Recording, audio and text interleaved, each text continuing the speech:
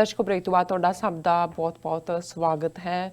ਜੋ ਸੈਕੰਡ ਵਾਲਾ ਇਸ਼ੂ ਸੀ ਉਹ ਇਹ ਸੀ ਕਿ ਕਸ਼ਮੀਰ ਤੇ ਕਾਂਗਰਸ ਦੀ ਸੁਣਵਾਈ, ਇੱਕ ਸਿੱਖ ਮਾਹਿਰ ਨੇ ਤਸ਼ੱਦਦ ਲਈ ਭਾਰਤ ਨੂੰ ਭੰਡਿਆ। ਸੋ ਇਸ ਉੱਪਰ ਡਾਕਟਰ ਸਾਹਿਬ ਨੇ ਆਪਣੇ ਵਿਚਾਰ ਵੀ ਦਿੱਤੇ ਨੇ ਔਰ ਤੁਸੀਂ ਇਸ ਵੀਡੀਓ ਨੂੰ ਵੀ ਦੇਖਿਆ। ਸੋ ਹੁਣ ਆਪਾਂ ਜੋ ਅੱਜ ਦਾ ਥਰਡ ਵਾਲਾ ਅਹਿਮ ਇਸ਼ੂ ਹੈ ਉਸ ਉੱਪਰ ਆਪਾਂ ਡਾਕਟਰ ਸਾਹਿਬ ਕੋਲੋਂ ਉਹਨਾਂ ਦੇ ਵਿਚਾਰ ਸੁਣਨ ਜਾ ਰਹੇ ਹਾਂ। ਸੋ ਅਸੀਂ ਚਾਹਾਂਗੇ ਕਿ ਤੁਸੀਂ ਸਾਡੇ ਨਾਲ ਇਸੇ ਤਰ੍ਹਾਂ ਹੀ ਜੁੜੇ ਰਹਿਣਾ। ਥੈਂਕ ਯੂ ਸੋ ਮਚ ਜੀ। ਡਾਕਟਰ ਸਾਹਿਬ ਕੀ ਕਹਿਣਾ ਚਾਹੋਗੇ? ਕਰਤਾਰਪੁਰ ਸਾਹਿਬ ਲਾਂਘਾ ਇੱਕ ਪਾਸੇ ਜਿਹੜੇ ਗੁੱਡਵਿਲ ਦੇ ਐਂਬੈਸਡਰ ਨੇ ਇਸ ਵੇਲੇ ਦੋਨਾਂ ਕੌਮਾਂ 'ਚ ਔਰ ਪਾਕਿਸਤਾਨ ਦੇ ਲੋਕਾਂ ਦੀ ਮਿਹਰਬਾਨੀ, ਪਿਆਰ, ਮੁਹੱਬਤ, ਬਾਹਾਂ ਖੋਲ ਕੇ ਉਹਨਾਂ ਦਾ ਮਿਲਣਾ ਔਰ ਕਰਤਾਰਪੁਰ ਲਾਂਘਾ ਗੁਰਦੁਆਰਾ ਸਾਹਿਬ ਦੁਨੀਆ ਦਾ ਸਭ ਤੋਂ ਵੱਡਾ ਐਸਟੈਬਲਿਸ਼ ਕਰਨਾ, ਉਸ ਦੇ ਲਈ ਐਡਮੀਰੇਸ਼ਨ ਨਾਲ, ਸ਼ਲਾਘਾ ਨਾਲ, ਬੜੇ ਜਿਹੜਾ ਖੁੱਲ੍ਹੇ ਅੰਦਾਜ਼ ਦੇ ਵਿੱਚ ਉਹ ਉਸ ਦੀ ਪ੍ਰਸ਼ੰਸਾ ਕਰ ਰਹੇ ਨੇ, ਉਸ ਦੀ ਸ਼ਲਾਘਾ ਕਰ ਰਹੇ ਨੇ ਔਰ ਉਸ ਦੀਆਂ ਵੀਡੀਓਜ਼ ਲਗਾਤਾਰ ਸਾਹਮਣੇ ਆ ਰਹੀਆਂ, ਉਹਨਾਂ ਦੀਆਂ ਲਿਖਤਾਂ ਵੀ ਬਹੁਤ ਸਾਰੀਆਂ ਥਾਵਾਂ 'ਤੇ ਨੇ। ਬਿਲਕੁਲ। ਪਰ ਦੂਸਰੇ ਪਾਸੇ ਜਦੋਂ ਅਸੀਂ ਪਿਛਲੇ ਪੀਰੀਅਡ 'ਚ ਕਹਿੰਦੇ ਰਹੇ, ਮੈਨੂੰ ਚੰਡੀਗੜ੍ਹੋਂ ਅੱਜ ਕਿਸੇ ਦੀ ਕਾਲ ਆਈ ਤੇ ਮੈਨੂੰ ਕਹਿਣ ਲੱਗੇ, ਡਾਕਟਰ ਸਾਹਿਬ ਮੈਂ ਤੁਹਾਡੀ ਪਹਿਲੀ ਵੀਡੀਓ ਸੁਣੀ ਤੁਸੀਂ ਕਿਹਾ ਸੀ ਵੀ ਇਹ ਇੰਡੀਆ ਇਹਨੂੰ ਕਦੇ ਨਹੀਂ ਬਣਾਏਗਾ, ਲੇਕਿਨ ਬਣ ਗਿਆ। ਮੈਂ ਕਿਹਾ ਜੀ ਕੁਝ ਚੀਜ਼ਾਂ ਹੁੰਦੀਆਂ ਜਿਹਦੇ 'ਚ ਤੁਹਾਨੂੰ ਗਲਤ ਸਾਬਤ ਹੋ ਕੇ ਵੀ ਖੁਸ਼ੀ ਮਿਲਦੀ ਹੈ। ਮੈਂ ਤਾਂ ਬਹੁਤ ਮਾਣ ਮਹਿਸੂਸ ਕਰਦਾ ਇਸ ਗੱਲ ਦੇ ਉੱਤੇ, ਖੁਸ਼ੀ ਮਹਿਸੂਸ ਕਰਦਾ ਕਿ ਮੈਂ ਗਲਤ ਸਾਬਤ ਹੋਇਆ। ਪਰ ਮੈਂ ਕਿਹਾ ਜੀ ਹੁਣ ਗੱਲ ਕਿੱਥੇ ਖੜੀ ਹੈ? ਤੁਸੀਂ ਸਿਰਫ ਗੱਲ ਦਾ ਅੱਧਾ ਹਿੱਸਾ ਸੁਣਿਆ ਹੋਏਗਾ ਕਿ ਉਹ ਕਦੇ ਨਹੀਂ ਬਣਨ ਦੇਣਗੇ, ਤੇ ਜੇ ਬਣਿਆ ਵੀ ਤੇ ਇਹਨੂੰ ਚੱਲਣ ਨਹੀਂ ਦੇਣਗੇ, ਕੁਛ ਨਾ ਕੁਛ ਇਸ ਕਿਸਮ ਦਾ ਕਰਦੇ ਰਹਿਣਗੇ। ਸੋ ਇੰਨੀ ਤਾਂ ਉਹਨਾਂ ਦੀ ਅਜੇ ਹਿੰਮਤ ਨਹੀਂ ਪਈ, ਕਿਉਂਕਿ ਹੁਣ ਅੱਖਾਂ ਸਭ ਦੀਆਂ ਬਾਜ ਵਰਗੀਆਂ ਸੀ ਕਿ ਭਾਈ ਕੋਈ ਇਹ ਵਾਇਲੈਂਟ ਐਕਟ ਕਰਨਗੇ, ਕੋਈ ਤਸ਼ੱਦਦ ਦਾ ਵਾਕਿਆ ਕਰਵਾ ਕੇ, ਹਿੰਸਾ ਦਾ ਵਾਕਿਆ ਕਰਵਾ ਕੇ ਖਾਤੇ 'ਚ ਪਾਉਣਗੇ। ਪਰ ਉਹ ਦੁਸ਼ਮਣੀ ਕਾਹਦਾ ਜਿਹੜਾ ਚਾਣਕਿਆ ਦਾ ਪੁੱਤਰ ਹੋਏ ਔਰ ਉਸ ਨੂੰ ਇਹ ਪਤਾ ਨਾ ਹੋਏ ਵੀ ਇੱਕ ਨਹੀਂ ਤਾਂ ਦੂਸਰਾ ਹਥਿਆਰ ਕਿਹੜਾ। ਬਿਲਕੁਲ। ਕਿਉਂਕਿ ਜਦੋਂ ਪਾਕਿਸਤਾਨ ਦੇ ਨਾਲ ਇਹ ਐਗਰੀਮੈਂਟ ਵੀ ਸਾਈਨ ਹੋਇਆ, ਮੈਮੋ ਆਫ ਅੰਡਰਸਟੈਂਡਿੰਗ, ਕਿ ਜੀ ਪਹਿਲਾਂ ਤਾਂ ਇਹਨਾਂ ਨੇ ਸਿੱਖਾਂ ਨੂੰ ਖੁਸ਼ ਕਰਨ ਲਈ ਕਿਹਾ, ਜਦੋਂ ਪਾਕਿਸਤਾਨ ਨੇ ਫਿਗਰ ਰੋਜ਼ਾਨਾ 500 ਦੀ ਦਿੱਤੀ ਸੀ ਕਿ ਵੀ 500 ਆਣ, ਉਹਨੇ ਕਿਹਾ ਨਹੀਂ ਨਹੀਂ ਜੀ ਇਹ ਜ਼ਿਆਦਾ, ਇਹ 5000 ਹੋਣੇ ਚਾਹੀਦੇ ਨੇ। ਪਾਕਿਸਤਾਨ ਨੇ ਕਿਹਾ ਜੀ ਹੁਣ ਉਦੋਂ ਸਿੱਖਾਂ ਨੂੰ ਖੁਸ਼ ਕਰਨ ਨੂੰ ਸੀ ਵੀ ਮੰਨਣਾ ਨਹੀਂ ਹੈ ਪਾਕਿਸਤਾਨ ਨੇ ਕਿਹਾ ਕੋਈ ਨਹੀਂ ਜੀ ਵੀਕਐਂਡ ਤੇ 10,000 ਵੀ ਹੋ ਜਾਏ, ਕੋਈ ਨਹੀਂ 5,000 ਠੀਕ ਹੈ। ਫਿਰ ਇਹ ਸੀ ਕਿ ਜੀ ਸਾਰਾ ਸਾਲ, ਉਹਨਾਂ ਨੇ ਕਿਹਾ ਜੀ ਬਿਲਕੁਲ ਸਾਰਾ ਸਾਲ, ਜਿਹੜੀ ਕੋਈ ਛੁੱਟੀ ਕਰਨੀ ਹੋਏਗੀ ਅਸੀਂ ਬਿਫੋਰ ਨੋਟੀਫਾਈ ਕਰਾਂਗੇ।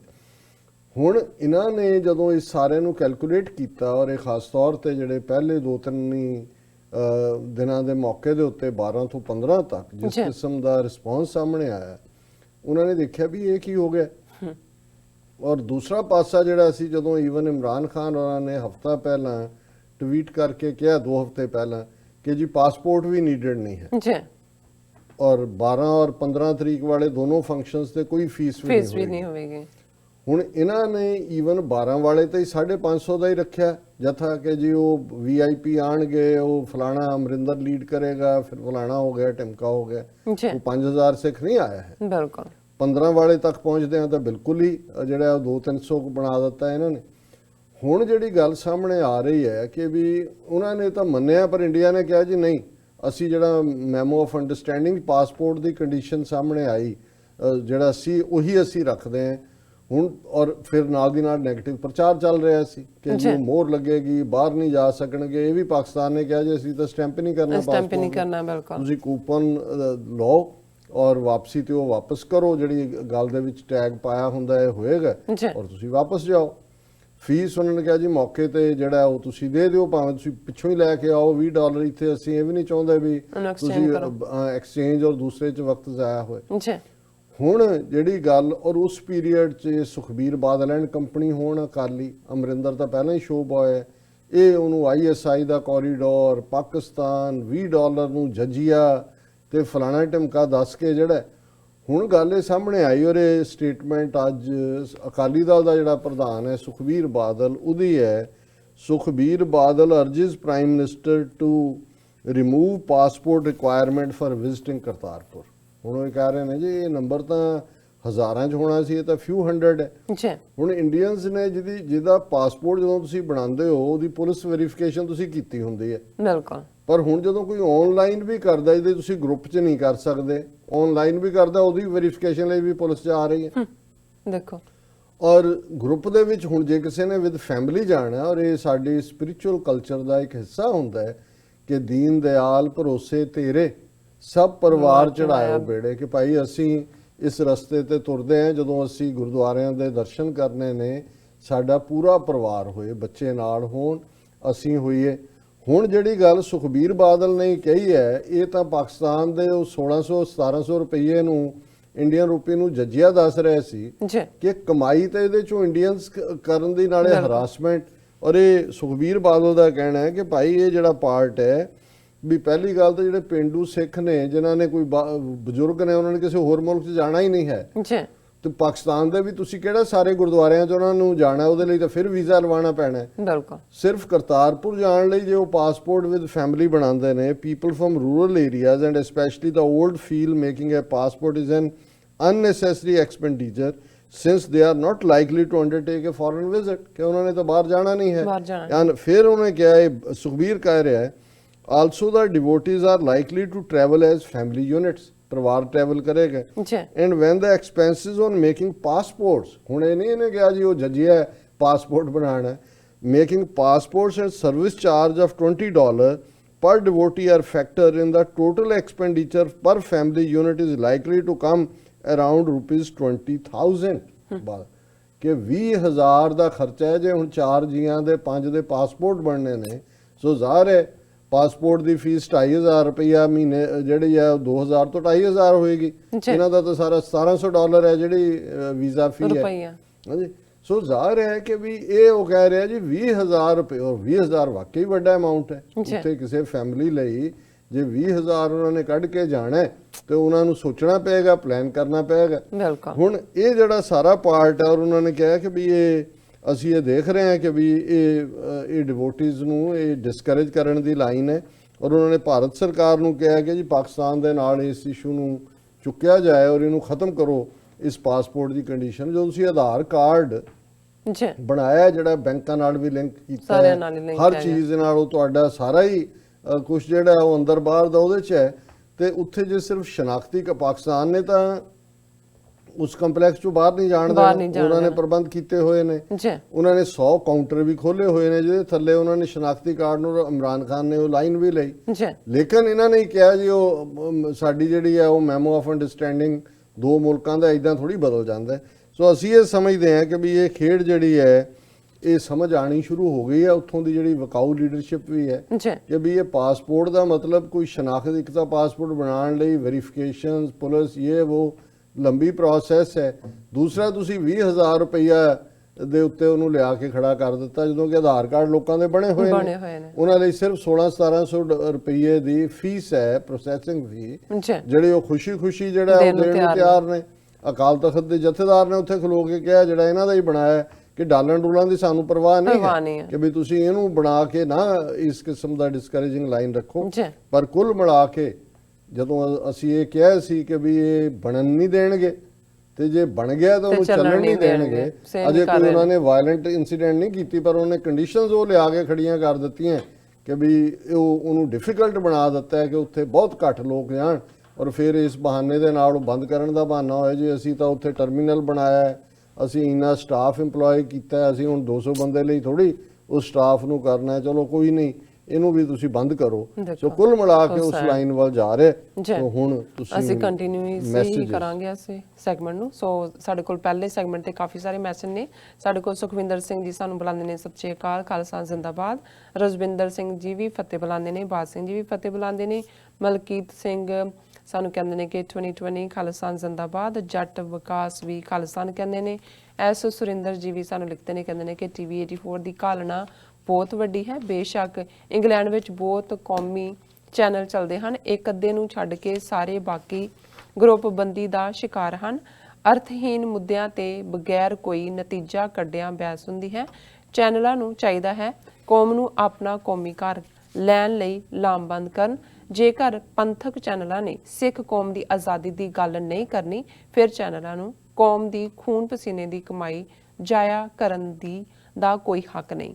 ਸੋ ਪਰਮਜੀਤ ਖਾਲਸਾ ਜੀ ਲਿਖਦੇ ਨੇ ਵਾਹਿਗੁਰੂ ਜੀ। ਭੁਪਿੰਦਰ ਸਿੰਘ ਜੀ ਸਾਨੂੰ ਲਿਖਦੇ ਨੇ ਡਾਕਟਰ ਸਾਹਿਬ ਅੱਜ ਤੋਂ 15 ਕੁ ਸਾਲ ਪਹਿਲਾਂ ਜੇ ਤੁਸੀਂ ਸੰਤ ਭਿੰਡਰਾਂਵਾਲਿਆਂ ਬਾਰੇ ਕੁਝ ਵੀ ਇੰਟਰਨੈਟ ਤੇ ਸਰਚ ਕਰਦੇ ਸੀ ਉਸ ਵਿੱਚ ਸਭ ਕੁਝ ਹਿੰਦੁਸਤਾਨੀ ਵਰਜਨ ਹੀ ਹੁੰਦਾ ਸੀ। ਤੁਹਾਨੂੰ ਕਈ ਘੰਟੇ ਬੈਠਣਾ ਪੈਂਦਾ ਸੀ ਕੁਝ ਸਹੀ ਜਾਣਕਾਰੀ ਪਤਾ ਕਰਨ ਲਈ। ਇਹ ਬਹੁਤ ਅੱਗੇ ਨੇ ਡਿਸ ਇਨਫੋਰਮੇਸ਼ਨ ਦੇਣ ਲਈ। ਸੋ ਬਾਦ ਸਿੰਘ ਜੀ ਸਾਨੂੰ ਕਹਿੰਦੇ ਨੇ ਕਿ ਬ੍ਰਾਹਮਣਵਾਦ ਤੇ ਭਰਮ ਅਤੇ ਝੂਠ ਫੈਲਾਉਣ ਵਿੱਚ ਸਦੀਆਂ ਤੋਂ ਲੱਗਾ ਹੋਇਆ ਹੈ। ਬਹੁਤ ਤਜਰਬਾ ਹੈ ਇਸ ਵਿੱਚ ਵਿਪਰ ਦਾ। ਜੀ ਡਾਕਟਰ ਸਾਹਿਬ ਇੱਕ ਤਾਂ ਅਸੀਂ ਦੱਸ ਦਈਏ ਵੀ ਇਹੀ ਸੈਗਮੈਂਟ ਐਂਡ ਤੱਕ ਜਾਰੀ ਰਹੇਗਾ। ਜਿਹੜਾ ਸਾਡਾ ਸਪਿਰਿਚੁਅਲ ਸੈਗਮੈਂਟ ਹੁੰਦਾ ਉਹ ਵੀ ਇਹਦਾ ਹਿੱਸਾ ਹੀ ਹੋਏਗਾ। ਬਿਲਕੁਲ।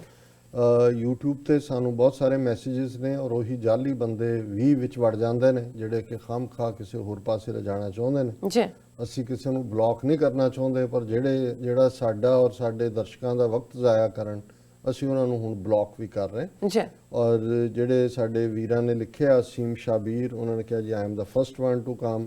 ਸਤਿ ਸ਼੍ਰੀ ਅਕਾਲ ਡਾਕਟਰ ਸਾਹਿਬ ਐਂਡ ਸਿਸਟਰ ਨੀਲਮ। ਸਤਿ ਸ਼੍ਰੀ ਅਕਾਲ ਜੀ। ਔਰ ਮੁਜ਼ਮਿਲ ਹੁਸੈਨ अस्सलाम वालेकुम। वाहिगुरू जी का खालसा वाहिगुरू जी की फतेह। बहुत शुक्रिया। वीर सुरेंद्र सिंह कहते हैं वाहिगुरू जी मेहर करन जी। बहुत शुक्रिया भाई साहब। मनिंदर सिंह बुट्टर, जी नियाजी, जफ़र इकबाल और स्कॉर्पियन दी आईडी तो रेफरेंडम 2020। अली राणा मुदस्सर वो कहते हैं doctor sahab love you all Sikh brothers and sisters. Love you Pakistan जिंदाबाद, खालिस्तान जिंदाबाद। बहुत बहुत शुक्रिया अली राणा जी। फिर मुदस्सर अली लिखते हैं भाई साहब इस चैनल को शेयर करो अभी तक ये प्रमोट क्यों नहीं हुआ।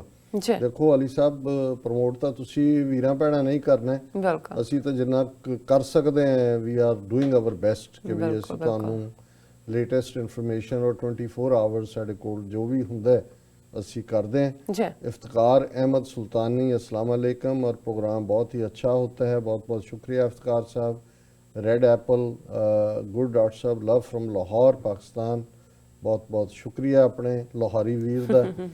और Mahmood Mohammad propaganda meaning professional goonda. हाँ बिल्कुल ठीक किया उन्होंने। Aseem Shabbir I was listening to just Punjabi channel earlier and one of the reporters said he'll confirm report that around 35,000 Sikh brothers and sisters registered at portal but Modi central government is creating hurdles। ਜੇ ਜੱਸ ਨੇ ਦੇ ਉੱਤੇ ਆ ਕੇ reporter ਨੇ ਕਿਹਾ ਤੇ ਫਿਰ ਇਸ ਦੀ ਮਚ ਮੋਰ ਕ੍ਰੈਡੀਬਿਲਿਟੀ ਹੈ ਕਿਉਂਕਿ ਉਹਨਾਂ ਦਾ ਇੱਕ ਵੱਖਰਾ ਨਜ਼ਰੀਆ ਹੁੰਦਾ ਹੈ।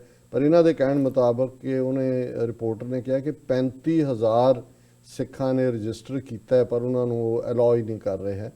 ਔਰ ਇਸੇ ਤਰ੍ਹਾਂ ਆਸਿਮ ਸ਼ਾਬੀਰ ਫਿਰ ਲਿਖਦੇ ਨੇ ਦਾ only issuing the ETA for few hundred yatris, please Dr. Sahab also emphasize on this issue, otherwise Indian Modi government is trying all its best to fail the corridor। बिल्कुल ठीक है असी ऑलरेडी इसनूं अपना इशू बनाया आज दा third issue. और मनिंदर सिंह बुट्टर उन्होंने कहा कि हुण उसे हाल दे उत्ते गल जा रही है। और उरूज शकील, रमज़ान शाहू, जुल्कराम कसीम, अल्लाह अजीम 123 डॉक्टर साहब आप बहुत अच्छी बातें करते हो, मुझे आप बहुत पसंद हैं। आप बहुत अच्छी और सच्ची बात करते हैं। खुदा आपको हमेशा अच्छी सेहत दे और हम आपकी बातें सुन सकें फ्रॉम पाकिस्तान। अली अजीम जी बहुत बहुत शुक्रिया तुहाडी दुआ लई भी और तुहाडे दिल ਨੂੰ ਖੁਸ਼ ਕਰਨ ਵਾਲੇ ਕਮੈਂਟਸ ਦੇ ਲਈ ਵੀ। ਔਰ ਮਨਿੰਦਰ ਸਿੰਘ ਬੁੱਟਰ ਕਹਿੰਦੇ ਨੇ ਸੁਣਨ ਦਾ ਆਨੰਦ ਆ ਜਾਂਦਾ ਹੈ ਬਿਨਾਂ ਕਿਸੇ ਮਸ਼ਹੂਰੀ ਦੇ। ਸੋ ਜ਼ਾਹਰ ਹੈ ਵੀ ਜੇ ਹੁਣ ਮਸ਼ਹੂਰੀ ਨਹੀਂ ਹੈ ਤੇ ਜਿਹੜਾ ਠੀਕ ਹੈ ਮੈਂ ਵੀ ਦੇਖਦਾ ਕਿ ਬਈ ਹੁਣ ਕਈ ਵਾਰੀ ਸਾਡੇ YouTube ਤੇ ਕਿਉਂਕਿ ਵਿਊਅਰਸ ਵਧੇ ਨੇ ਉਹਦੇ 'ਚੋਂ ਐਡ ਪਾ ਦਿੰਦੇ ਨੇ ਗੂਗਲ ਵਾਲੇ, ਪੈਸੇ ਕੁਛ ਤਾਂ ਨਹੀਂ ਦਿੰਦੇ ਲੇਕਿਨ ਉਹਦੇ ਨਾਲ ਇੱਕ ਸਵਾਦ ਜ਼ਰੂਰ ਜਾਂਦਾ ਲੱਗਦਾ ਹੈ। ਬਿਲਕੁਲ। ਔਰ ਅਸੀਂ ਵੀ ਇਹ ਚਾਹੁੰਦੇ ਹਾਂ ਕਿ ਵੀ ਅਸੀਂ ਫਾਈਨੈਂਸ਼ੀਅਲੀ ਇੰਨੀ ਕੁ ਸਾਡੇ ਵਿਊਅਰਸ ਦੀ ਸਪੋਰਟ ਹੋਏ, ਭਾਵੇਂ ਤੁਸੀਂ $100 $50 $25 ਵੀ ਰੈਗੂਲਰਲੀ ਮਹੀਨੇ ਦਾ ਚੈੱਕ ਭੇਜੋ ਜਾਂ ਪੇਪਾਲ ਰਾਹੀਂ ਸਪੋਰਟ ਕਰੋ ਤਾਂ ਕਿ ਸਾਨੂੰ ਕਿਸੇ ਦੀ ਮੁਤਾਜੀ ਨਾ ਹੋਵੇ ਔਰ ਇੰਡੀਪੈਂਡੈਂਟਲੀ ਅਸੀਂ ਇਸ ਨੂੰ ਪੂਰੀ ਮਜ਼ਬੂਤੀ ਦੇ ਨਾਲ ਰਨ ਕਰ ਸਕੀਏ। ਔਰ ਪੰਜਾਬੀ ਮੁੰਡਾ ਦੀ ਆਈਡੀ ਤੋਂ ਵੈਰੀ ਗੁੱਡ ਪੁਆਇੰਟਸ ਡਾਕਟਰ ਸਾਹਿਬ। ਖਾਲਸਾ ਜਿੰਦਾਬਾਦ। ਭਾਈ ਪੰਜਾਬੀ ਮੁੰਡੇ ਨੇ ਵੀ ਸਿਆਣੀ ਗੱਲ ਕੀਤੀ ਹੈ। Sahil Ali Hindu always used Sikhs as security shield against Pakistan and kept their youth away from learning their beliefs. Now they can't swallow that once again Sikhs and Muslims relations as brothers are growing. ਤੁਸੀਂ ਸਾਹਿਰ ਅਲੀ ਜੀ ਬਿਲਕੁਲ ਠੀਕ ਫਰਮਾਇਆ। ਇਹ ਤਾਂ ਇਹਨਾਂ 4 ਦਿਨਾਂ ਨਹੀਂ ਸਾਰੇ ਜਿਹੜੇ ਨੇ ਉਹ ਕੀ ਕਹਿੰਦੇ ਨੇ ਚਖਾਟਾਂ ਪੱਟ ਦਿੱਤੀਆਂ, ਜਿਹਨਾਂ ਇਹਨਾਂ ਨੇ ਦਰਵਾਜ਼ੇ ਬੰਦ ਕੀਤੇ ਸੀ ਉਹ ਸਾਰੇ ਖੋਲ ਦਿੱਤੇ। ਔਰ ਉਹਨਾਂ ਨੇ ਫਿਰ ਡਾਕਟਰ ਅਨਵਰ ਨੇ ਲਿਖਿਆ ਕਿ real reports about Indian government killing innocent civilians Kashmiri people. ਬਹੁਤ ਬਹੁਤ ਸ਼ੁਕਰੀਆ। ਔਰ ਹੋਰ ਵੀ ਬਹੁਤ ਸਾਰਿਆਂ ਨੇ ਸ਼ਹਿਰ ਯਾਰ ਦੇ ਵਿਚਾਰ ਤੇ ਚਲੇ ਜਾਈਏ। ਹਾਂ, ਇਹ ਤੀਰ ਕਹਿੰਦੇ ਨੇ thank you Pakistan people for hosting Sikh visitors and showing so much respect and love. Together we can bring peace and prosperity to the entire region. बिल्कुल ठीक फरमाया ये अस्तीर जी ने। और इसी तरह that's all। अब ਅਸੀਂ ਆਪਣੇ ਦਰਸ਼ਕਾਂ ਕੋਲ ਮਾਫੀ ਚਾਹੁੰਦੇ ਹਾਂ। ਹੋਰ ਅੱਗੇ ਆਪਾਂ ਨਹੀਂ ਚੱਲਦੇ, ਹੁਣ ਆਪਾਂ ਅੱਜ ਦੇ ਵਿਚਾਰ ਵਿੱਚ ਦੇ ਵਿਚਾਰ ਤੇ ਆ ਜਾਂਦੇ ਹਾਂ। ਤੁਸੀਂ ਮੇਰਾ ਕੰਮ ਸੌਖਾ ਕਰ ਦਿੱਤਾ। ਬਿਲਕੁਲ। ਗੁਰੂ ਗ੍ਰੰਥ ਸਾਹਿਬ ਚ ਬਾਣੀ ਸ਼ਲੋਕ ਵਾਰਾਂ ਤੇ ਵਧੇਕ ਅਖੀਰ ਜੇ ਚ ਜਾ ਕੇ ਉਸ ਚੋਂ ਅਸੀਂ 2 ਸ਼ਲੋਕ ਕਪਲੇਟ ਨੂੰ ਕਹਿੰਦੇ ਨੇ ਜੀ ਅੱਜ ਦੀ ਵਿਚਾਰ ਲਈ ਚੁਣੇ ਨੇ ਕਿ ਜਿਹੜਾ ਰੂਹਾਨੀਅਤ ਦਾ ਰਸਤਾ ਹੈ ਇਸ ਦੇ ਉੱਤੇ ਕਿਵੇਂ ਆਪਣਾ ਆਪਾ ਤਨ ਮਨ ਧਨ ਸਭ ਸੌਂਪ ਗੁਰ ਕੋ ਹੁਕਮ ਮੰਨੀਏ ਪਾਈ ਕਿ ਰੱਬ ਦੇ ਸਾਹਮਣੇ ਗੁਰੂ ਦੇ ਸਾਹਮਣੇ ਆਪਣਾ ਤਨ ਮਨ ਧਨ ਦੇ ਦੇਣਾ ਤੇ ਫਿਰ ਉਸ ਦਾ ਚਾਕਰ ਬਣ ਜਾਣਾ, ਉਸ ਦਾ ਨੌਕਰ ਆਪਣੇ ਆਪ ਨੂੰ ਮੰਨੂ ਕਿ ਮੈਂ ਅੱਲਾ ਦਾ ਬੰਦਾ ਹਾਂ, ਰੱਬ ਦਾ ਬੰਦਾ ਹੈ। ਔਰ ਗੁਰੂ ਸਾਹਿਬ ਨੇ ਇਹ ਵੀ ਫਰਮਾਇਆ ਕਿ ਬੰਦੇ ਸੇ ਜੇ ਪਵੇਂ ਵਿੱਚ ਬੰਦੀ ਤੱਕਣ ਕੋ ਦੀਦਾਰ ਕਿ ਜਦੋਂ ਤੁਸੀਂ ਰੱਬ ਦੀ ਬੰਦੀ ਵਿੱਚ ਆ ਜਾਓ, ਕਿਸੇ ਇਨਸਾਨ ਦੀ ਨਹੀਂ, ਇਨਸਾਨ ਦੀ ਮੁਤਾਜੀ ਨਹੀਂ, ਬੰਦਗੀ ਦੇ ਲਈ ਰੱਬ ਦਾ ਬੰਦਾ ਹੋਣਾ ਤੇ ਬੰਦੇ ਦਾ ਮਤਲਬ ਹੈ ਬੰਦੀ ਹੋਣਾ, ਰੱਬ ਦੇ ਹੁਕਮ 'ਚ ਰਹਿਣਾ। ਸੋ ਪਹਿਲਾ ਸ਼ਲੋਕ ਹੈ ਗੁਰ ਪੀਰਾਂ ਕੀ ਚਾਕਰੀ ਮਹਾ ਕਰੜੀ ਸੁਖ ਸਾਰ ਨਦਰ ਕਰੇ ਜਿਸ ਆਪਣੀ ਤਿਸ ਲਾਏ ਹੇਤ ਪਿਆਰ ਸਤਿਗੁਰ ਕੀ ਸੇਵਾ ਲੱਗਿਆ ਭੌਜਲ ਤਰੈ ਸੰਸਾਰ ਮਨ ਚਿੰਦਿਆ ਫਲ ਪਾਏ ਸੀ ਅੰਤਰ ਵਿਵੇਕ ਵਿਚਾਰ ਨਾਨਕ ਸਤਿਗੁਰ ਮਿਲਿਆ ਪ੍ਰਭ ਪਾਈਐ ਸਭ ਦੁੱਖ ਨਿਵਾਰਨ ਹਾਰ। ਸਾਰ ਕਹਿੰਦੇ ਨੇ ਲੋਹੇ ਨੂੰ ਤੇ ਗੁਰੂ ਸਾਹਿਬ ਫਰਮਾਉਂਦੇ ਨੇ ਕਿ ਗੁਰੂ ਪੀਰਾਂ ਦੀ ਚਾਕਰੀ ਕਿ ਰੱਬ ਦੇ ਰਸਤੇ ਦੇ ਉੱਤੇ ਰੱਬ ਦਾ ਨੌਕਰ ਬਣ ਕੇ ਚਾਕਰ ਬਣ ਕੇ ਰੱਬ ਦੇ ਹੁਕਮ 'ਚ ਜੀਣਾ ਇਹ ਸੌਖਾ ਨਹੀਂ। ਮਹਾ ਕਰੜੀ ਸੁਖ ਸਾਰ ਬਿਲਕੁਲ ਕਿ ਜਿਵੇਂ ਲੋਹਾ ਹੁੰਦਾ ਹੈ ਇਸ ਤਰ੍ਹਾਂ ਇਹ ਇੱਕ ਬੜੀ ਕਰੜੀ ਘਾਲਣ ਹੈ, ਬੜਾ ਔਖਾ ਰਸਤਾ ਹੈ, ਬੜਾ ਮੁਸ਼ਕਲਾਂ ਨਾਲ ਭਰਿਆ ਹੋਇਆ ਰਸਤਾ ਹੈ। ਨਜ਼ਰ ਕਰੇ ਜਿਸ ਆਪਣੀ ਇਸ ਰਸਤੇ ਤੇ ਉਹੀ ਤੁਰ ਸਕਦੇ ਨੇ ਜਿਨ੍ਹਾਂ ਤੇ ਰੱਬ ਦੀ ਨਜ਼ਰ ਇਨਾਇਤ ਹੁੰਦੀ ਹੈ, ਉਹ ਆਪਣੀ ਬਖਸ਼ਿਸ਼ ਦੀ ਨਜ਼ਰ ਕਰਦਾ ਤਿਸ ਲਾਏ ਉਹੀ ਉਹਦੇ ਰੱਬ ਦੇ ਨਾਲ ਬੰਦਗੀ ਰੱਬ ਦੇ ਨਾਲ ਪਿਆਰ ਪਾ ਸਕਦੇ ਨੇ, ਇਸ ਰਸਤੇ ਤੇ ਤੁਰ ਸਕਦੇ ਨੇ। ਸਤਿਗੁਰ ਕੀ ਸੇਵਾ ਲੱਗਿਆ ਭੌਜਲ ਤਰੈ ਸੰਸਾਰ। ਜਦੋਂ ਤੁਸੀਂ ਰੱਬ ਦੇ ਰਸਤੇ ਤੇ ਆ ਜਾਂਦੇ ਹੋ ਤੇ ਫਿਰ ਦੁਨੀਆ ਦੇ ਵਿੱਚ ਜਿੱਥੇ ਸ਼ੈਤਾਨ ਦਾ ਬੋਲਬਾਲਾ ਹੈ, ਜਿੱਥੇ ਮਾਇਆ ਦਾ ਬੋਲਬਾਲਾ ਹੈ, ਇਸ ਔਖੇ ਸੰਸਾਰ ਨੂੰ, ਇਸ ਔਖੀ ਮਾਇਆ ਦੀ ਖੇਡ ਨੂੰ ਤੁਸੀਂ ਤਰ ਕੇ ਪਾਰ ਹੋ ਜਾਂਦੇ ਹੋ। ਮਨ ਚਿੰਦਿਆ ਫਲ ਪਾਏ ਸੀ ਅੰਤਰ ਵਿਵੇਕ ਵਿਚਾਰ। ਅੰਦਰ ਤੁਹਾਡੇ ਟਰੂ ਇੰਟੈਲੈਕਟ ਆ ਜਾਂਦਾ ਹੈ, ਵਿਵੇਕ ਰੱਬ ਦਾ ਗਿਆਨ ਹੈ, ਦੁਨੀਆ ਨਾਲੋਂ ਵੱਖਰੀ ਕਿਸਮ ਦਾ ਚਾਨਣ ਨੂਰ ਤੁਹਾਡੇ ਅੰਦਰ ਹੁੰਦਾ ਹੈ। ਔਰ ਉਹ ਨੂਰ ਫਿਰ ਰੱਬ ਦੇ ਸਾਹਮਣੇ ਜੋ ਤੁਸੀਂ ਚਾਹੁੰਦੇ ਹੋ ਉਹ ਰੱਬ ਤੁਹਾਨੂੰ ਬਖਸ਼ਿਸ਼ ਕਰਦਾ ਹੈ, ਤੁਹਾਡੀਆਂ ਲੋੜਾਂ ਪੂਰੀਆਂ ਕਰਦਾ ਹੈ। ਨਾਨਕ ਸਤਿਗੁਰ ਮਿਲਿਆ ਪ੍ਰਭ ਪਾਈਐ ਸਭ ਦੁੱਖ ਨਿਵਾਰਨ ਹਾਰ ਕਿ ਉਸ ਰੱਬ ਨੂੰ ਮਿਲਣ ਦੇ ਲਈ ਸਤਿਗੁਰੂ ਦੀ ਉਸ ਉਂਗਲ ਨੂੰ ਫੜਨਾ। ਸ਼ਰਨ ਤੁਮਾਰੀ ਆਇਓ ਨਾਨਕ ਕੇ ਪ੍ਰਭ ਸਾਥ। ਇਹ ਬੜਾ ਜ਼ਰੂਰੀ ਹੈ, ਜਿਹਨੂੰ ਅਸੀਂ ਮੁਰਸ਼ਦ ਕਹਿੰਦੇ ਹਾਂ, ਗੁਰੂ ਕਹਿੰਦੇ ਹਾਂ ਜਾਂ ਇਸਲਾਮ 'ਚ ਨਬੀ ਕਹਿੰਦੇ ਹਾਂ। ਜਦੋਂ ਸਾਡੇ ਮੁਸਲਮਾਨ ਵੀਰ ਭੈਣਾਂ ਵੀ ਕਿਸੇ ਰੋਲ ਮਾਡਲ ਨੂੰ ਦੇਖਦੇ ਨੇ, ਔਰ ਮੈਂ ਇੱਕ ਦਿਨ ਸੁਣ ਰਿਹਾ ਸੀ ਕਿਸੇ ਆਲਮ ਦੀ ਗੱਲ ਕਿ ਉਹਨਾਂ ਨੇ ਕਿਹਾ ਜੀ ਵੀ ਜਿਹੜੀ ਚੀਜ਼ ਕੁਰਾਨ ਦੇ ਵਿੱਚ ਨਹੀਂ ਹੈ ਉਹਦੇ ਲਈ ਅਸੀਂ ਕੋਈ ਐਸਾ ਸਵਾਲ ਜਾਂ ਮੁੱਦਾ ਹੈ, ਉਹਨਾਂ ਨੇ ਕਿਹਾ ਫਿਰ ਨਬੀ ਕਿਸ ਕਿਸਮ ਦਾ ਜ਼ਿੰਦਗੀ ਦੇ ਵਿੱਚ ਉਹਨਾਂ ਦੀ ਕੀ ਉਦਾਹਰਣ ਹੈ ਜਿਹਦੇ ਹਦੀਸਾਂ 'ਚੋਂ ਮਿਲਦਾ, ਫਿਰ ਤੁਸੀਂ ਉਹਨੂੰ ਫੋਲੋ ਕਰੋ। ਸੋ ਜ਼ਾਹਿਰ ਹੈ ਕਿ ਜਿਹੜਾ ਰੁਤਬਾ ਇਸਲਾਮ ਦੇ ਵਿੱਚ ਨਬੀ ਦੇ ਸਹਾਰੇ ਅੱਲਾ ਤੱਕ ਪਹੁੰਚਣ ਦਾ ਹੈ, ਸਿੱਖ ਧਰਮ ਦੇ ਵਿੱਚ ਗੁਰੂ ਦੇ ਸਹਾਰੇ ਰੱਬ ਤੱਕ ਪਹੁੰਚਣ ਦਾ। ਪਰ ਰੱਬ ਵਾਹਦ ਹੈ, ਰੱਬ ਦਾ ਕੋਈ ਸ਼ਰੀਕ ਨਹੀਂ ਹੈ। ਜਿਵੇਂ ਪੈਗੰਬਰ ਰੱਬ ਦਾ ਮੈਸੇਂਜਰ ਹੈ, ਇਵੇਂ ਗੁਰੂ ਵੀ ਉਹ ਡਿਵਾਈਨ ਲਾਈਟ ਨੇ ਜਿਹੜੇ ਰੱਬ ਦਾ ਸੁਨੇਹਾ ਲੈ ਕੇ ਆਏ ਨੇ। ਪਰ ਅਲਟੀਮੇਟ ਮਿਲਾਪ ਰੱਬ ਦੇ ਨਾਲ ਹੈ। ਔਰ ਅਗਲਾ ਸ਼ਲੋਕ ਹੈ, ਮਨਮੁਖ ਸੇਵਾ ਜੋ ਕਰੇ ਦੂਜੇ ਭਾਏ ਚਿਤ ਲਾਏ, ਪੁੱਤ ਕਲਤ ਕੁਟੰਬ ਹੈ ਮਾਇਆ ਮੋਹ ਵਧਾਏ, ਦਰਗਾ ਲੇਖਾ ਮੰਗੀ ਹੈ ਕੋਈ ਅੰਤ ਨ ਸਕੀ ਛਡਾਏ, ਬਿਨ ਨਾਵੇਂ ਸਭ ਦੁੱਖ ਹੈ ਦੁਖਦਾਈ ਮੋਹ ਮਾਏ, ਨਾਨਕ ਗੁਰਮੁਖ ਨਦਰੀ ਆਇਆ ਮੋਹ ਮਾਇਆ ਵਿਛੜ ਸਭ ਜਾਏ। ਸੋ ਜਿਵੇਂ ਪਹਿਲੇ ਸ਼ਲੋਕ 'ਚ ਦੱਸਿਆ ਵੀ ਟਰੂਲੀ ਚਾਕਰੀ ਕਰਨੀ ਰੱਬ ਦੀ ਗੁਰਪੀਰ ਦੀ ਕਿੰਨੀ ਔਖੀ ਹੈ, ਲੋਹੇ ਵਾਂਗ ਕਰੜੀ ਹੈ। ਪਰ ਉੱਥੇ ਉਹਨਾਂ ਨੇ ਦੂਸਰਾ ਪਾਰਟ ਉਹ ਹੈ ਜਿਹੜੇ ਸਾਡੇ ਵਰਗੇ ਪਖੰਡੀ ਗੁਰਦੁਆਰਿਆਂ 'ਚ ਮਸੀਤਾਂ 'ਚ ਮੰਦਰਾਂ 'ਚ ਚਰਚਾਂ 'ਚ ਜਾ ਕੇ ਦੁਨੀਆ ਨੂੰ ਇਹ ਪ੍ਰਭਾਵ ਦਿੰਦੇ ਨੇ ਜੇ ਅਸੀਂ ਬਹੁਤ ਵੱਡੇ ਭਗਤ ਹਾਂ, ਅਸੀਂ ਬਹੁਤ ਵੱਡੇ ਫਕੀਰ ਹਾਂ ਔਰ ਅਸੀਂ ਲਗਾਤਾਰ ਨਮਾਜ਼ ਪੜ੍ਹਨ ਵਾਲੇ ਹਾਂ, ਮੱਥੇ ਦੇ ਉੱਤੇ ਨਿਸ਼ਾਨ ਵੀ ਹੁੰਦਾ ਜਿਹੜੇ ਲਗਾਤਾਰ ਸਿਜਦਾ ਕਰਦੇ ਨੇ, ਉਹਨੂੰ ਵੀ ਬੜਾ ਵੱਡਾ ਮੰਨਿਆ ਜਾਂਦਾ ਕਿ ਜੀ ਇਹ ਬੜਾ ਨਮਾਜ਼ੀ ਹੈ। ਇਸੇ ਤਰ੍ਹਾਂ ਸਾਡੇ ਜਿਹੜਾ ਨਿਤਨੇਮੀ ਹੈ ਜੀ ਸਵੇਰੇ ਜਾਗਦਾ, ਇਹ ਸਾਰੇ ਨੂੰ ਪਰ ਗੁਰੂ ਸਾਹਿਬ ਯਾਦ ਕਰਵਾਉਂਦੇ ਨੇ ਕਿ ਇਹ ਜਿਹੜੀ ਚੀਜ਼ ਸਿਰਫ ਹਉਮੈ ਨੂੰ, ਅਹਮ ਨੂੰ, ਹੁਮ ਨੂੰ ਦਿਖਾਵੇ ਕਰਕੇ ਹੈ, ਉਹ ਕਰਨ ਵਾਲਾ ਮਨਮੁਖ ਹੈ, ਕਿਉਂਕਿ ਉਸ ਦਾ ਮਨ ਰੱਬ ਦੇ ਵਿੱਚ ਨਹੀਂ ਹੈ। ਉਹ ਦੁਨੀਆ ਨੂੰ ਦਿਖਾਉਣ ਦੇ ਲਈ, ਰਿਝਾਉਣ ਦੇ ਲਈ ਕਰਦਾ ਹੈ, ਪਰ ਉਸ ਅਸਲ ਦੇ ਵਿੱਚ ਉਹ ਆਪਣੇ ਬੱਚੇ ਬੱਚੀਆਂ ਕਲਤ ਵਾਈਫ ਨੂੰ ਕਹਿੰਦੇ ਨੇ, ਕੁਟੰਬ ਫੈਮਿਲੀ ਨੂੰ ਕਹਿੰਦੇ ਨੇ, ਕੁਨਬੇ ਨੂੰ ਕਹਿੰਦੇ ਨੇ, ਮਾਇਆ ਮੋਹ ਵਧਾਏ ਵੀ ਉਹਦੇ 'ਚ ਫਸਿਆ ਹੋਇਆ ਔਰ ਉਹਦਾ ਮੋਹ ਉਹਨਾਂ ਦੇ ਨਾਲ ਹੀ ਹੈ, ਪਰ ਉਹ ਹਕੀਕਤਨ ਉੱਥੇ ਹੈ। ਲੇਕਿਨ ਉਹ ਦੱਸਦਾ ਉਹ ਇਵੇਂ ਹੈ ਕਿ ਜਿਵੇਂ ਉਹ ਬੜਾ ਰੱਬ ਦਾ ਪਿਆਰ ਹੈ, ਪਰ ਉਹਨਾਂ ਨੇ ਗੁਰੂ ਸਾਹਿਬ ਨੇ ਫਰਮਾਇਆ ਦਰਗਾਹ ਲੇਖਾ ਮੰਗੀ। ਅਲਟੀਮੇਟਲੀ ਰੱਬ ਦੀ ਦਰਗਾਹ ਦੇ ਵਿੱਚ ਤੇ ਸੱਚ ਔਰ ਕੱਚ ਦਾ ਫੈਸਲਾ ਹੁੰਦਾ, ਉੱਥੇ ਤਾਂ ਧੋਖਾ ਨਹੀਂ ਚੱਲਦਾ। ਇੱਥੇ ਤਾਂ ਤੁਸੀਂ ਭਰਮਾ ਸਕਦੇ ਹੋ, ਕੋਈ ਅੰਤ ਨਾ ਸਕੀ ਛੜਾ। ਉੱਥੇ ਰੱਬ ਦੇ ਸਾਹਮਣੇ ਕਿਸੇ ਹੋਰ ਨੇ ਝੂਠੀ ਗਵਾਹੀ ਦੇ ਕੇ ਛਡਾਣਾ ਨਹੀਂ ਹੈ। ਬਿਨ ਨਾਵੇਂ ਸਭ ਦੁੱਖ ਹੈ ਦੁਖਦਾਈ ਮੋਹ ਮਾਏ, ਕਿ ਰੱਬ ਦੀ ਯਾਦ ਤੋਂ ਬਿਨਾ, ਰੱਬ ਦੀ ਬੰਦਗੀ ਤੋਂ ਬਿਨਾ ਹੋਰ ਹਰ ਚੀਜ਼ ਚੋਂ ਦੁੱਖ ਨਿਕਲੇਗਾ, ਸੌਰੋ ਨਿਕਲੇਗਾ। ਇਸੇ ਲਈ ਗੁਰੂ ਸਾਹਿਬ ਨੇ ਯਾਦ ਕਰਮਾਇਆ, ਵਿਣ ਤੁਧ ਹੋਰ ਜੇ ਮੰਗਣਾ, ਸਿਰ ਦੁੱਖਾਂ ਦੇ ਦੁੱਖ ਦੇ ਨਾਮ ਸੰਤੋਖੀਆ, ਉਤਰੇ ਮਨ ਕੀ ਭੁੱਖ। ਔਰ ਅਖੀਰ 'ਚ ਗੁਰੂ ਸਾਹਿਬ ਨੇ ਫਰਮਾਇਆ, ਨਾਨਕ ਗੁਰਮੁਖ ਨਦਰੀ ਆਇਆ। ਜਿਹਦਾ ਮੂੰਹ ਗੁਰੂ ਵੱਲ ਹੈ, ਰੱਬ ਵੱਲ ਹੈ, ਉਸ ਦੇ ਉੱਤੇ ਰੱਬ ਦੀ ਨਜ਼ਰ ਹੁੰਦੀ ਹੈ, ਅਨਾਇਤ ਹੁੰਦੀ ਹੈ, ਉਸ ਦਾ ਕਰਮ ਹੁੰਦਾ, ਮੋਹ ਮਾਇਆ ਵਿਛੜ ਸਭ ਜਾਏ।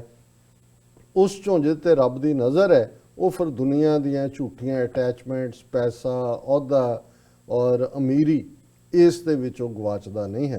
ਸੋ ਇਹ ਅੱਜ ਦਾ ਵਿਚਾਰ ਹੈ। ਡਾਕਟਰ ਸਾਹਿਬ ਤੁਹਾਡਾ ਬਹੁਤ ਬਹੁਤ ਸ਼ੁਕਰੀਆ, ਤੁਸੀਂ ਅੱਜ ਦੇ ਅਹਿਮ ਇਸ਼ੂ ਤੇ ਅੱਜ ਦਾ ਵਿਚਾਰ ਸਾਡੇ ਦਰਸ਼ਕਾਂ ਨਾਲ ਸਾਂਝਾ ਕੀਤਾ। ਅਸੀਂ ਆਪਣੇ ਵਿਊਅਰਸ ਕਰਾਂ ਨੇ ਇਜਾਜ਼ਤ। ਵਿਊਅਰਸ, ਸਾਡੇ ਪ੍ਰੋਗਰਾਮ ਦਾ ਸਮਾਂ ਇੱਥੇ ਸਮਾਪਤ ਹੁੰਦਾ। ਤੁਸੀਂ ਆਪਣੀ ਰਾਏ ਤੇ ਸੁਝਾਅ ਸਾਨੂੰ ਭੇਜਣਾ ਨਾ ਭੁੱਲਣਾ। ਸਾਡੇ ਇਸ ਪਤੇ ਤੇ SOS@tv84.tv ਤੇ ਅਸੀਂ ਆਪਣਾ ਪ੍ਰੋਗਰਾਮ ਲੈ ਕੇ ਫਿਰ ਦੁਬਾਰਾ ਤੁਹਾਡੇ ਸਨਮੁਖ ਹੋਵਾਂਗੇ। ਤਦ ਤੱਕ ਲਈ ਮੈਨੂੰ ਤੇ ਆਪਣੇ ਨਾਲ ਸਾਨੂੰ ਆਗਿਆ ਦਿਓ।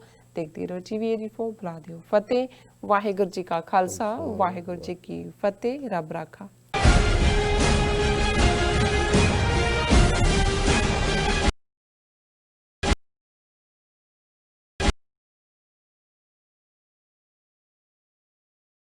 ਕੀ ਤੁਸੀਂ ਆਪਣੇ ਟੈਕਸਿਸ ਨੂੰ ਲੈ ਕੇ ਚਿੰਤਤ ਹੋ?